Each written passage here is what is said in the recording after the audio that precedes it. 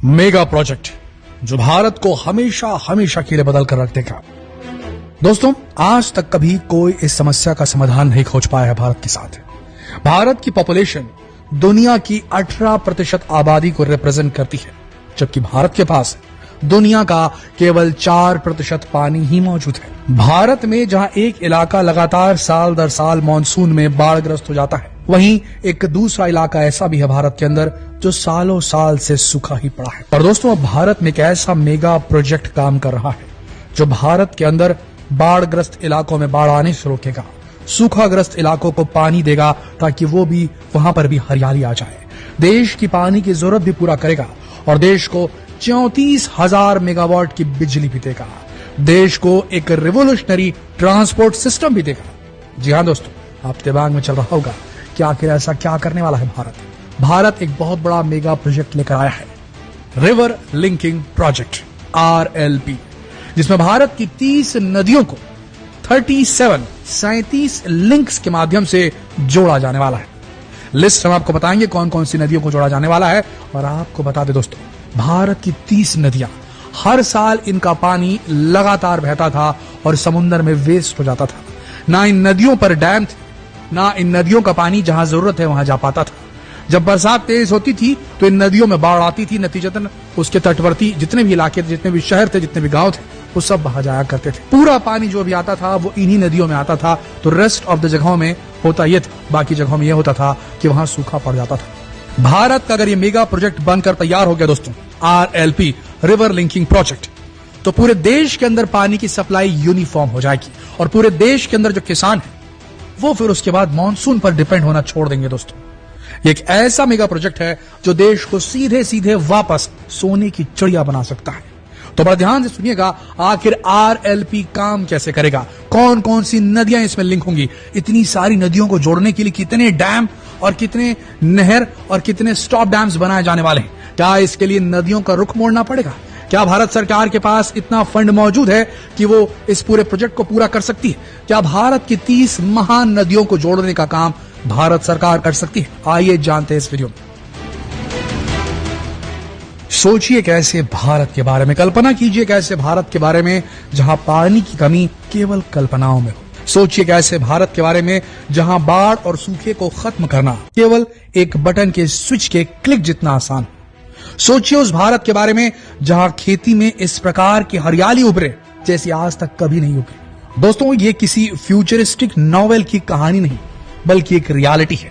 भारत के river linking project का वादा है भारतीयों से। दोस्तों, दिल से बात करें तो RLP river linking project Bharat का एक डेयरिंग, एक साहसिक प्लान है जिसमें कई मेजर रिवर्स, कई मेन नदियों को कैनाल और रिजर्वायर्स के माध्यम से जोड़ा जाएगा ताकि पानी को सरप्लस एरिया, यानी कि जहां ज्यादा पानी है वहां से ड्रॉट प्रोन रीजन, जहां पर सूखा पड़ता है, उन क्षेत्रों में रीडिस्ट्रीब्यूट किया जा सकेगा।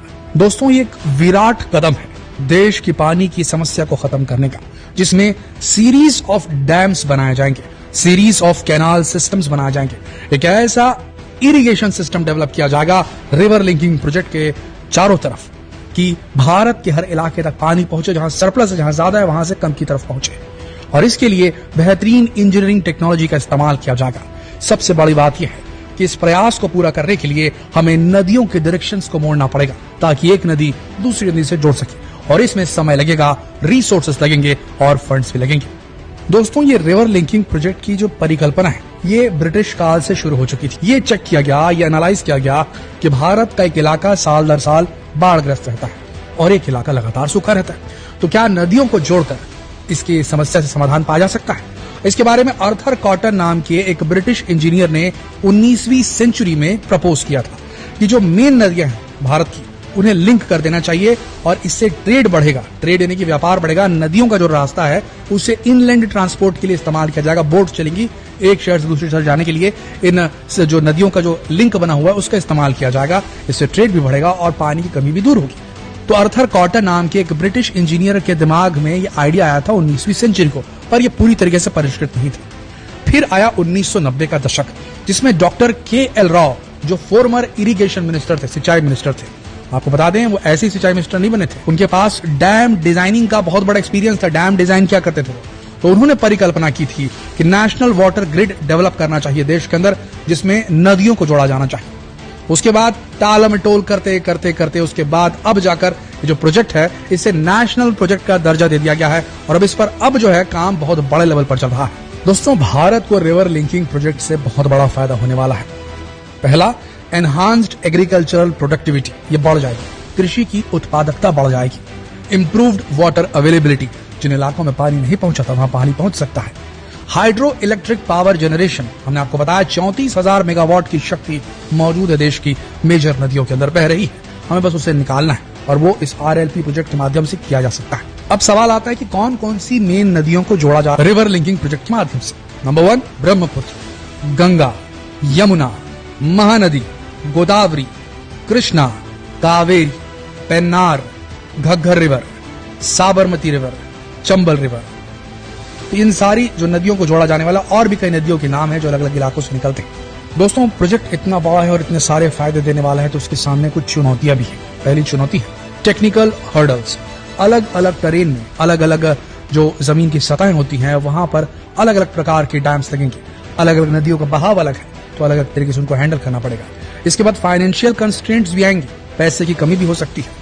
लीगल बैटल, जिन जगहों से लोगों को विस्थापित करना पड़ेगा, जिनकी प्रॉपर्टीज को वहां से अक्वायर करना पड़ेगा भारत सरकार को, तो उसमें समस्याएं आ सकती है। तो इन सारी समस्याओं के बीच इस प्रोजेक्ट को धीरे धीरे आगे बढ़ाया जाएगा। अब बात रही इसके लिए फंडिंग कहां से आ रही है, क्योंकि 30 नदियों को जोड़ना एक मैग्नानिमस काम है, इसीलिए इसको नेशनल लेवल का मेगा प्रोजेक्ट जो है दिया गया दर्जा। ये दुनिया के सबसे बड़े रिवर लिंकिंग प्रोजेक्ट्स में से एक होने वाला है, शायद सबसे बड़ा। दोस्तों, इसके लिए गवर्नमेंट फंडिंग कर ही रही है, साथ में प्राइवेट इन्वेस्टमेंट भी आमंत्रित किया जा रहा है और इंटरनेशनल एड भी लिया जा रहा है इस प्रोजेक्ट को कंप्लीट करने के लिए। तो मिक्स फंडिंग आ रही है। दोस्तों, असलियत यह है कि रिवर लिंकिंग प्रोजेक्ट सिर्फ एक इंजीनियरिंग मार्वल नहीं है, ये एक सपना है, एक विजन है और एक जरूरत है देश की। जब भारत अपनी डेस्टिनी को रीडिफाइन करने के ब्रिंक में खड़ा है, दुनिया अपनी सांस रोके हुई है, क्या ये वो प्रोजेक्ट होगा जो सब कुछ बदल कर रख देगा? सिर्फ समय ही बता सकता है। लेकिन एक चीज एकदम पक्की है, रिवर लिंकिंग प्रोजेक्ट महत्वाकांक्षा, उम्मीद और मानवता की बेहतरीन स्पिरिट को, उसकी रूह को, उसकी आत्मा को दर्शाता है। और हो सकता है आने वाले समय में हम भी अपने जीवन में इस प्रोजेक्ट को खत्म होता देखेंगे। हालांकि प्रोजेक्ट बहुत बड़ा है दोस्तों, 30 नदियों को जोड़ना, न जाने कितने डैम, न जाने कितने कैनाल्स, न जाने कितने इंफ्रास्ट्रक्चर चेंजेस करने होंगे, तब जाकर ये प्रोजेक्ट पूरा होगा। लेकिन जब पूरा होगा तो शायद राजस्थान तक भी पानी पहुंचे और शायद फिर तब बिहार में हर साल बाढ़ नहीं आएगी।